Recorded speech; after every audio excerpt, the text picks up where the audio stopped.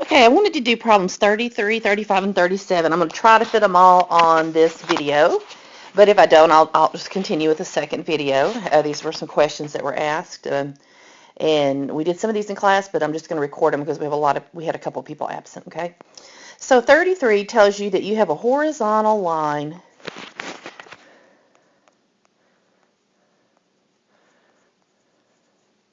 through a point, through the point 3, 5. Okay, so one of the things we have to do here is to remember what we know about horizontal lines and vertical lines. It's kind of something, if you're having trouble with it, you may just try to memorize it or use a memory device. Remember, I've showed you guys how to think your way through it, but that's on another video. So what I'm going to do here is just remind you a couple of things about horizontal lines and vertical lines. Horizontal lines, switch to a darker, but maybe you can read it better. It's not picking up like I want it to. Maybe it doesn't need to be quite that big. Horizontal lines have equations that's y equal some number. And if you think about what it's saying that equations are actually just words put into symbols, right? So this is saying y is always the same thing.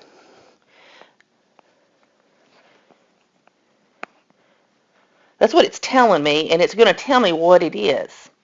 Now remember, the reason one way I could know it was y, if I don't just want to memorize it, is that h looks kind of like a y upside down or vice versa, okay? Even if I make my y that way, if I turn it upside down, it kind of looks like an h.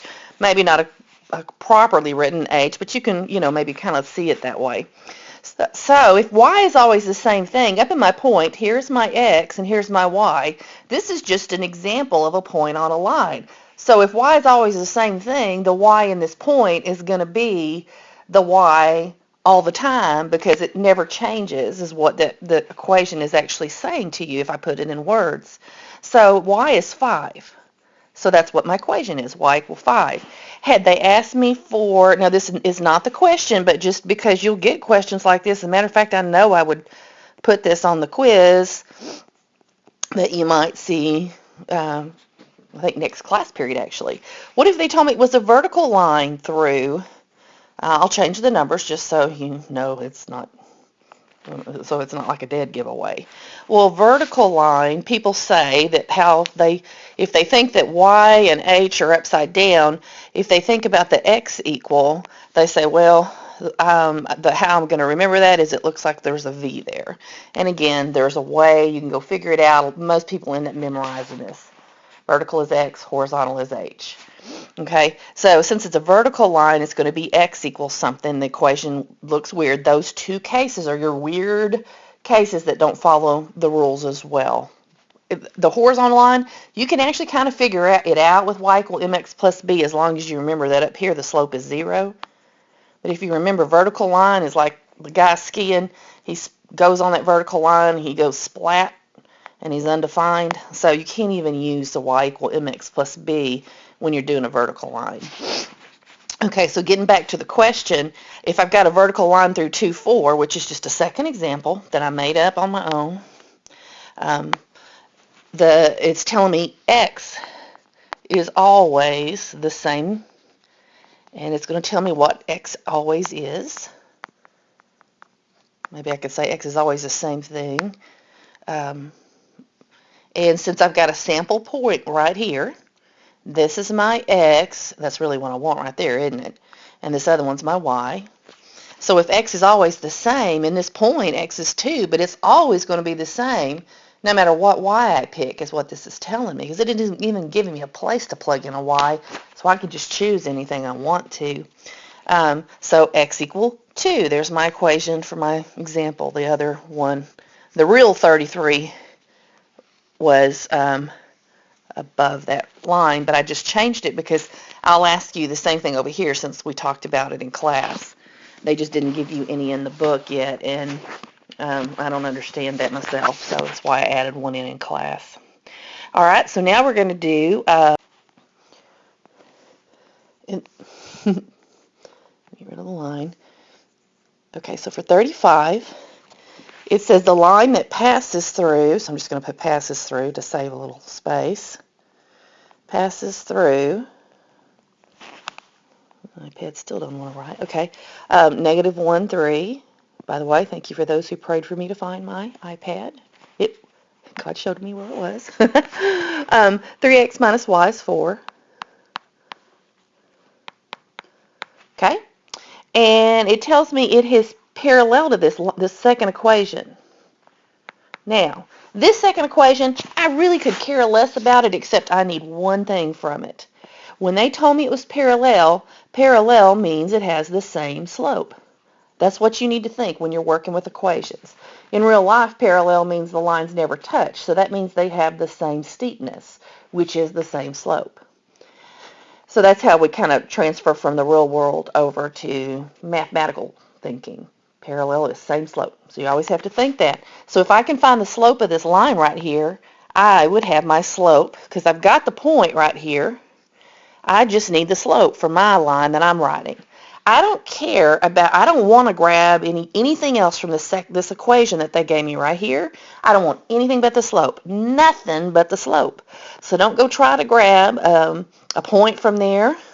Don't go try to grab the y-intercept, which is a point, okay? Nothing but the slope. Nothing else, okay? So don't resist the urge to take the y-intercept off because that's what everybody tends to want to do. All right, so let me solve that equation for y, because if I put it where the y is by itself, that puts it in y equal mx plus b form, right? Come over here. And that is my slope, which I'm fixing to find here, and slope intercept form. Now this is going to be a little bit longer problem because they didn't give me the y-intercept. They gave me just a random point on the line. So I'm going to have to work a little harder to get my equation, but I can still do it because I'll have all the pieces I need, and we'll talk about that after we find the slope. Okay, so I'm going to get y by itself. I noticed it's a negative y. Now, some of you liked it yesterday, so I'm going to do this again. If you don't want to have a negative y when you get done, it's no big deal if you have a negative y. Then you just divide every term in the equation, every single term, by negative 1, or you can multiply every single term by negative 1. And that would change all the signs, and you'd have a positive y. But for some people, it just freaks them out to have that negative there. So if you don't want it, usually what I would do to get y by itself would be, I've got a 3x, I could subtract it from both sides, but then I have lots of negatives. So if you don't like that, you can move any term, but you got to pick the whole term up. You can move any term from side to side. So if I want to get the y to be positive, one thing some people do is instead of moving the 3x over and having a bunch of negatives, they decide, what if I add y to each side? If I do that, then I've got a positive y over there. I'm just going to write it doesn't matter what order, I guess, that I write that. Now, oh, look at all these positive numbers I have. Well, some of them are going to become negative, but I needed my y to be positive because I'm trying to solve for y because I want to put it in this y equal mx plus b form. When you see put it in slope-intercept form, you need to think solve for y. That's really what you got to do, right? So those two things, when I see slope-intercept form, I just immediately think solve for y. That's how my brain goes to what to do. Okay, so I'm almost got y by itself. All I need to do is subtract the 4 from each side. So I've got y, let me cross that out, equal 3x minus 4. Oh, there's my equation.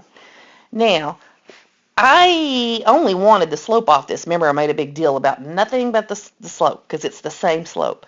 So the slope, if it's solve for y, and you might not like the y on the right-hand side, so if you don't, you could swap the two sides and put y equal 3x minus 4, but I don't have room to do that, so I'm not going to do that. So if you remember it, you look in front of the x, there's your slope. Oh, the slope in this line is 3. My line's parallel to it, so it has a slope of 3 also. So now I know my slope. I have a slope of 3, and I have the point negative 1. I start on a new page. My slope is 3, and a point on my line, they say my line passes through negative 1, 3. Okay. So now, I can start getting my equation. Now, they were really pains on this equation, this problem, because they after I get it, they want me to put it in standard form, and we didn't do that in class yesterday. I think I was too big of a hurry to get through with it before the bell rang. So I'll do that on this video also. All right, so if I have y equal mx plus b, that's the equation that I know, so that's what I'm going to use. I don't, it's supposed to be a plus. Okay, I know the slope is 3, but I don't know my y-intercept, and I really would like to have it. So here's what I'm going to do. You always think this. When you look at a problem, you say, what other information did they give me in this problem? Well, they gave me this point, so they must want me to use it somehow. So let's think about what we know about the point. We know this is an x, and this is a y, and if you look down here, there is an x and a y here. So if this point's on this line, it works in the equation. Let me plug it in. Let me put y is 3, and let me put x is, and these are multiplied, -1. And then all I have left is the plus b. And since that's the only thing as long as I have only one unknown in an equation, I can just move the terms around and solve for it. So I'm going to solve for b. I'm going to get b by itself. Well, let's simplify.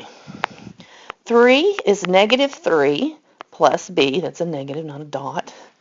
And if I want to get b by itself, remember circling the variable is a good thing. If you're kind of struggling, it really does something for your brain, because usually when you circle it, you're usually going to leave it where it is unless it's negative and you want to add it to both sides so that you can make it positive. That's usually something you're going to leave alone, and you're going to move the other stuff that's with it. So I'm going to say, well, I'm going to move the -3, and the opposite of -3 is a +3, so I do the opposite. So I get 6 is b. Oh, now I got my equation. Let me write y equal mx plus b again. Now I know in my final equation I want to have the y and the x. I don't want to plug that point in because I want to be able to plug other points in, right? Okay. So I now know my slope was 3. I'll fill that in. And my y-intercept over here was 6. So it's a +6, so I'll put a +6. If it were -6, I would put -6.